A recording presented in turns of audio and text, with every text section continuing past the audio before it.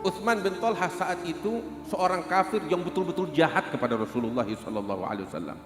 Dan dia ini turun-temurun diberikan kehormatan untuk menjaga pintu Ka'bah, yang pegang kunci Ka'bah dia.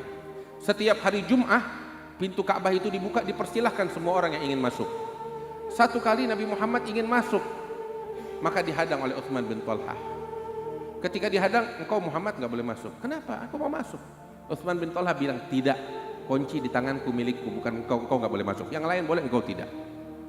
Maka Nabi Muhammad bilang kepada Utsman bin Thalhah, ya Utsman, ingat ucapanku. Bakal datang suatu masa, kunci ini ada di tanganku.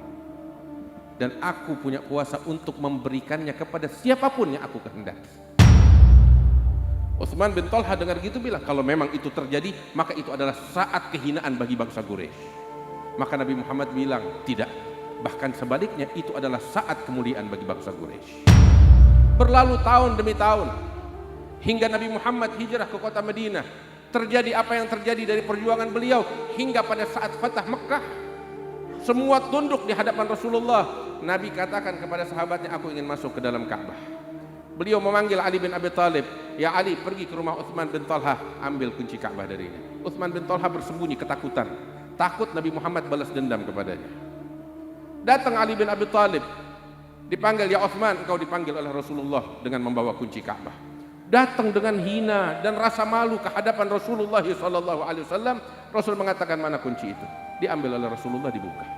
Kemudian Nabi Muhammad masuk ke dalam Ka'bah bersama beberapa sahabatnya, sholat di dalam Ka'bah.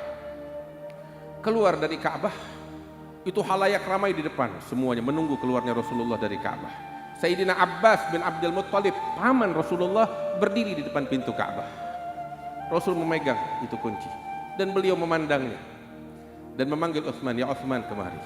Utsman datang dengan hina, gemetar di hadapan Rasulullah, teringat kesalahan yang pernah dia lakukan. Rasul bilang, ya Utsman, engkau masih ingat beberapa tahun yang lalu engkau menghalauku untuk masuk ke dalam Ka'bah?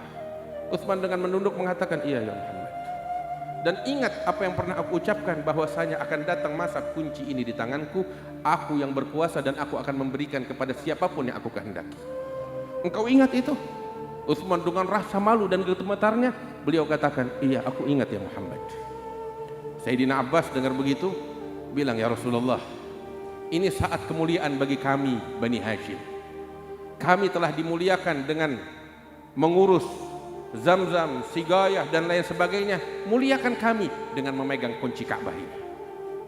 Maka Rasul SAW mengatakan, Innallaha ya'murukum an tu'addul amanati ila ahliha. Allah telah berfirman agar kalian menyampaikan amanat kepada pemiliknya. Persaksikan wahai halayak ramai, kata Rasulullah, kunci ini aku kembalikan kepada Utsman bin Thalhah. Lihat, nggak menyimpan dendam di dalam hatinya. Beliau katakan, khudh ya Utsman, khalidah talidah. Ambil kunci ini, abadi selama-lamanya, untuk engkau dan keturunanmu ila yaumil qiyamah, la yanzi'uha minkum illa zalim. Tidak ada seorang pun yang berani merampasnya dari engkau, dari keturunanmu, melainkan hanya orang zalim, kata Rasulullah SAW. Diabadikan kemuliaan oleh Rasulullah kepada orang yang dahulu mengganggu Nabi Muhammad SAW. Lihat, sosok yang mulia, teladan yang agung, manusia yang dimuliakan oleh Allah Subhanahu wa taala, panutan kita, akhlak yang mulia. Hati yang suci, hadirin yang dimuliakan Allah. Hati yang bersih, yang gak menyimpan dendam. Namun sifat semacam ini langka saat ini di tengah umat Nabi Muhammad SAW.